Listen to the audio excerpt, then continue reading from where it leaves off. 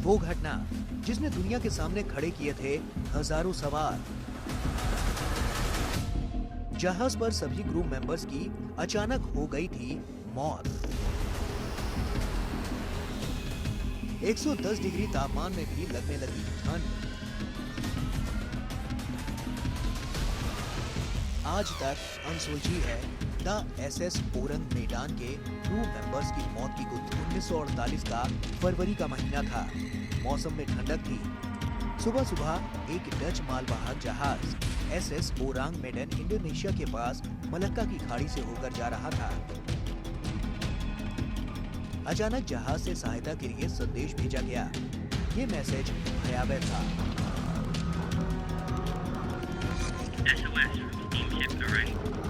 Message को पूरी तरह से पढ़ पाना संभव तो नहीं था, पर यह तो साफ था कि जहाज पर लोगों की जिंदगी खतरे में है। खतरे का ये संदेश आते ही दूसरे जहाज SS ओरांग मेडन की तरफ मदद के लिए चल पड़े। संदेश बहुत साफ न होने के कारण उनकी समझ में नहीं आ रहा था कि आखिर हुआ क्या।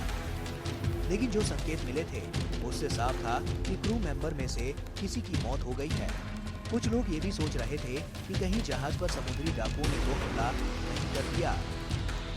आखिर 4 घंटे के बाद एक rescue ship SS Ourang Medan तक पहुंचने में कामयाब हो सकी। जब रेस्क्यू शिप सिल्वर स्टार से बचाव कर्मी ओरांग मेडान पर पहुंचे तो वहां उन्होंने अपने जीवन का सबसे भयानक दृश्य देखा।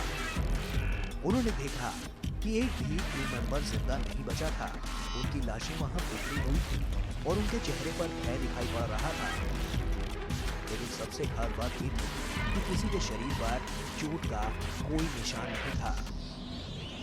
लाशों के चेहरों को देखने पर लगता था कि वे बर्फ में जम गए, जबकि सारी लाशें बॉयलर रूम के आसपास पड़ी थी, जहां का टेम्परेचर 110 डिग्री था।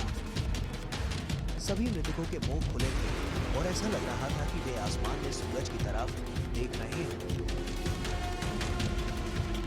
जब रेस्क्यू टीम के मेंबर आगे बढ़े तो उन्हें शायद वो आदमी दिखा जिसने खतरे का मैसेज भेजा था, लेकिन वो भी मर चुका था और उसका मुंह भी खुला था। उसी के पास एक पालतू कुत्ता भी मरा पड़ा था। जहाज पर एक भी आदमी जिंदा नहीं बचा था। रेस्क्यू टीम में शामिल लोगों का खून तब जम गया जब वे बॉयलर रूम के पास लाशों के करीब खड़े थे। अचानक वे सब के सब ठंड से कांपने लगे थे, जबकि उस वक्त वहां का टेम्परेचर 110 डिग्री फ़ारेनहाइट था। इससे उन लोगों को लगा कि जहाज पर प्रेत आत्माएं आ गई हैं।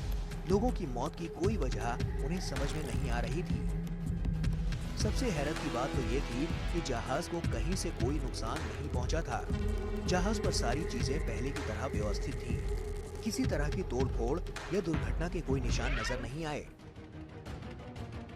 इसके बाद रेस्क्यू टीम ने निर्णय लिया कि जहाज को किसी दूसरे जहाज के जरिए खींचकर नजदीक के तट पर ले जाया जाए ताकि इसकी पूरी तरह से जांच की जा सके।